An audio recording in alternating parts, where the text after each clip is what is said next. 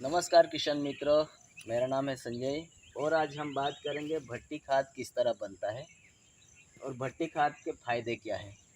हम जो भी खाद बाज़ार से लाते हैं, चाहे जैविक हो या केमिकल वाले हो, जैसे बाज़ार से जो केमिकल वाले आते हैं डीएपी के नाम से जाना जाता है, एनपीके के नाम से जाना जाता है, एसएसपी के नाम से जाता है, यानी तरह तरह के खाद आते हैं। वो एक्टिवेट फॉर्म में नहीं आते। उसको अगर हम डालते हैं तो करीबन 10 से 20 दिन उसको एक्टिवेट होने का टाइम लगता है। तो ये भट्टी खाद से आप एक्टिवेट करके आप आराम से खाद आप डालने से उसी दिन से काम करना चालू कर देगा। लेकिन उसको बनाने का प्रोसेस मैं बताता हूँ। एक तो रेसिड्यू फ्री फार्मिंग भी होगा और आपकी ज़मीन को नुकसान नहीं करेगा। जैसे अगर डीएपी डाल रहे हैं तो उसमें जो एसिड आता है वो रिलीज़ हो जाएगा, यानी कि बैक्टीरिया नहीं मरेंगे। इसी तरह आप जैविक के हिसाब से भी कर सकते हैं। हमें ये अभी पूरा जैविक बनाया, हम केमिकल वाली खाद की बात नहीं करेंगे, लेकिन वो भी आप इस्तेमाल कर सकते हैं। यानी कि उससे जितना आप डाल रहे हैं हर साल, उससे आधा कर दो और उसमें मिक्स कर दो पूरा। जैसे ये कंपोस्ट खाद है, गोबर का खाद है और सीवीआर टेक्निक से हमने 4 से 5 फीट गहराई वाली मिट्टी निकाली है, तो करीबन 200 केजी के ऊपर डाली है। वैसे हमने ये जैविक खाद है, इसमें ये कंपोस्ट खाद भी आता है हमारे पास, ये सॉइल बूस्टर के नाम से है नर्मदापुरम में। उसमें निम्बोली का है, दिवेलिया यानी एरिंडी का है, गन्ने का फ्रेश मड है। गन्ने के फ्रेश मड में से फॉस्फोरस और पोटास की पूर्ति करेगा दिवेली है। और लिम्बोडी उसमें नीम के जो पाउडर है वो उससे फंगस ख़त्म करेगी। दिवेले उसको एनपीके की पूर्ति करेगा। बॉन्ड पाउडर, हड्डी पाउडर भी डाला है, यानी कैल्शियम की पूर्ति हो जाएगी। इसी तरह हमने 3 से 4 प्रकार के बैक्टीरिया आते हैं, जैसे ओजोटा बैक्टीरिया है, राइजोबियम बैक्टीरिया है, ट्राइकोडर्मा है।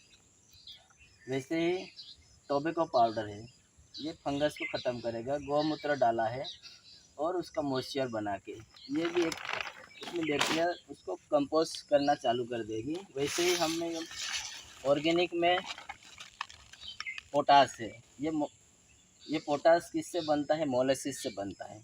और इसमें 14.5% यानी 14% से ऊपर ही उसका पोटास की आता है, ये जैविक में आता है।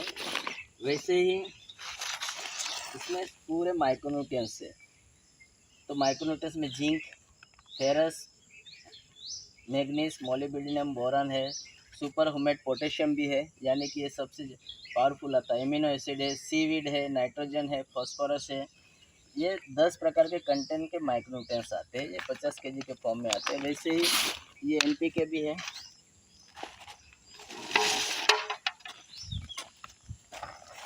ये कॉन्सेंट्रेट बैक्टीरिया से बनाए हुए एनपीके है, बायो में है। ये सब हमने इसमें मिक्स किया है। और भी एक लेयर आएगी, तो ये 3 से 4 दिन हम उसको अच्छी तरह से कवर करके ढक देंगे, ताकि हवा अंदर की बाहर ना निकले। 4 से 5 दिन के बाद उसको खोल के खुला रहने दो। अगर आप नाइट्रोजन डालना है, यूरिया डालना चाहते हैं तो थोड़ा कम डाल के उसमें डाल सकते हैं, कैल्शियम वगैरह जिस दिन डालना है उसी दिन।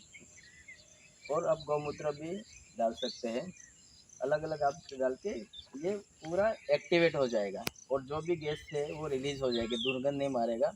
ये आप जैविक में भी बना सकते हैं और केमिकल से बने हुए खाद में भी आप रेसिड्यू फ्री के ऊपर जा सकते हैं, यानी कि नुकसान आपकी मिट्टी को नहीं करेगा। तो आप किसी को भी जानना है अधिक जानकारी के लिए हमने नंबर दिया ही हुआ है, आप संपर्क कर सकते हैं। ये हुआ भट्टी खाद।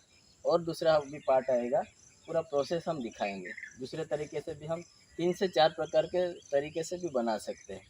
ये तो हमने ये खाद का इस्तेमाल किया, बिना खाद के भी हम बाज़ार से ला के क्या क्या डाल के बना सकते हैं। उसके लिए नेक्स्ट वीडियो में बने रहे और अच्छा लगे तो हमारा वीडियो शेयर करते रहे। धन्यवाद।